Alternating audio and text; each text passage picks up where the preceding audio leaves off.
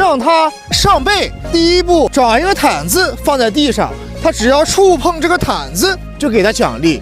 反复训练啊，让他明白，他只要触碰这个毯子就会获得这个食物奖励。第二步，把毯子放到凳子上，拿食物把它引导到凳子上，找到毯子就给他奖励。第三步，我们趴到凳子上，把毯子放到我们的背上，然后让它跳上来，保持稳定以后再给他奖励。第四步，把凳子撤掉，然后呢，让他跳上来，他能做到以后，然后再把毯子撤掉，再让他跳上来，就是这么简单。你学会了吗？